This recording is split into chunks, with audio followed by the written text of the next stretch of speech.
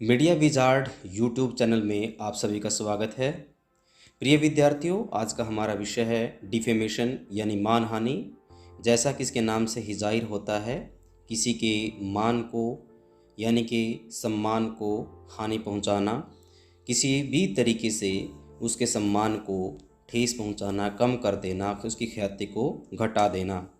आज हम इस विषय में पढ़ेंगे कि मानहानि क्या है, किसी व्यक्ति की मानहानि किस तरीके से होती है, मानहानि के प्रकार, मानहानि में सज़ा का क्या प्रावधान है, मानहानि की सज़ा से कैसे बचा जा सकता है।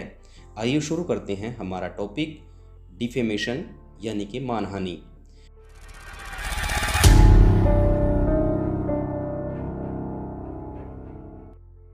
प्रिय विद्यार्थियों, आज का हमारा विषय है मानहानि यानी डिफेमेशन। जैसा कि विद्यार्थियों नाम से ही जाहिर होता है कि किसी के मान को यानी सम्मान को हानि पहुंचाना, किसी भी व्यक्ति की छवि को धूमिल करने, उसकी प्रतिष्ठा को ठेस पहुंचाने वाले कृत्य मानहानि की श्रेणी में आते हैं। इंडियन पिनल कोड आईपीसी की धारा 499 के अनुसार किसी के विषय में अपमानजनक टिप्पणी करना, झूठी बात फैलाना, उसकी प्रतिष्ठा के खिलाफ कुछ लिखना, छापना या छपवाना मानहानि माना जाता है। मानहानि किसी व्यक्ति की प्रतिष्ठा पर किया गया सीधा सीधा हमला है। व्यक्ति की गरिमा या प्रतिष्ठा उसकी बहुमूल्य संपत्ति है। इसकी रक्षा करना उसका प्राकृतिक अधिकार है और इस संपत्ति को हानि पहुंचाने वाला दंड का पात्र है।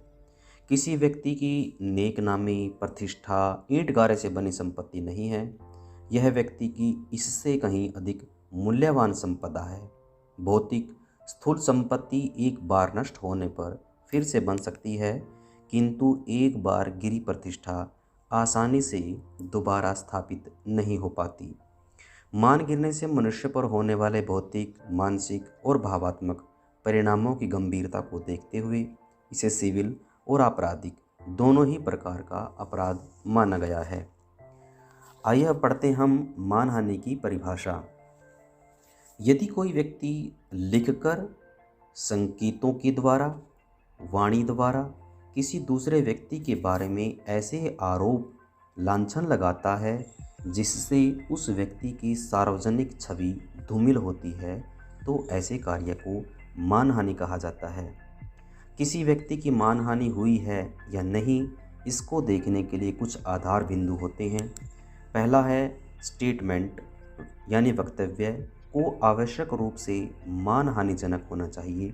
दूसरा, स्टेटमेंट में वादिका यानी जिनकी डिफेमेशन हुई है, मानहानि हुई है, उनका आवश्यक रूप से उल्लेख होना चाहिए, उसमें उनका नाम होना चाहिए। तीसरा है वक्तव्य को आवश्यक रूप से प्रतिवादी द्वारा प्रकाशित होना चाहिए, यानी कि जिन्होंने उनकी डिफेमेशन की है उनके द्वारा उसको प्रकाशित होना चाहिए, कहीं ना कहीं वो छपा हुआ होना चाहिए। चौथा है वक्तव्य आवश्यक रूप से झूठा होना चाहिए। कानून में किन किन बातों को मानहानि माना गया है? किसी भी मृत व्यक्ति के लिए ऐसी टिप्पणी करना जो उसकी ख्याति को नुकसान पहुंचाती हो और उसके परिवार या उसके करीबी रिश्तेदारों की भावनाओं को आहत करती हो। यह बात किसी की कंपनी या संगठन या व्यक्तियों के समूह पर भी लागू होती है।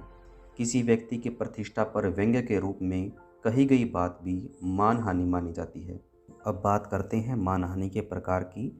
मानहानि के दो प्रकार हैं, सिविल मानहानि और आपराधिक मानहानि। सिविल मानहानि में दोषी व्यक्ति को आर्थिक दंड, मुआवजा देना पड़ता है, जबकि आपराधिक मानहानि के लिए कारावास की सजा का भी प्रावधान है। सिविल मानहानि के भी दो प्रकार हैं। जब कोई व्यक्ति किसी दूसरे व्यक्ति की लिखित रूप में, मुद्रित रूप में या किसी चित्र के साथ डिफेमेशन करता है, मानहानि करता है, तो उसे लिबेल कहते हैं। और दूसरा है मौखिक रूप से, जब कोई व्यक्ति किसी की अलिखित रूप से बोले गए शब्दों के साथ, हाव भाव के साथ डिफेमेशन करता है, मानहानि करता है, तो उसे सेलेंडर कहते हैं। सज़ा का प्रावधान। धारा 500 के तहत आपराधिक मानहानि का दोषी पाए जाने पर जुर्माने के साथ या बिना जुर्माने के 2 वर्ष के कारावास का प्रावधान है। धारा 501, यदि कोई व्यक्ति मान हानिकारक सामग्री मुद्रित करता है, यह जानते हुए कि इससे अमुक व्यक्ति की मानहानि होगी, तो उसे 2 वर्ष की साधारण सज़ा या जुर्माना दोनों लगाए जा सकते हैं। धारा 502, जब कोई व्यक्ति मुद्रित सामग्री को जिसमें मानहानि जनक सामग्री हो बेचता है या बिक्री के लिए देता है, यह जानते हुए कि यह सामग्री मानहानिजनक है, उसको भी 2 वर्ष की सज़ा या जुर्माना दोनों लगाए जा सकते हैं। मानहानि के मामले में बचाव कैसे हो सकता है?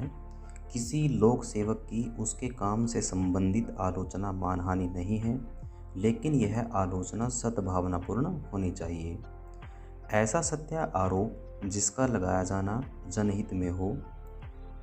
यदि कोई व्यक्ति दूसरे व्यक्ति को उसकी भलाई के लिए या जनहित में चेतावनी देता है, तो यह भी मानहानि के दायरे में नहीं आएगा।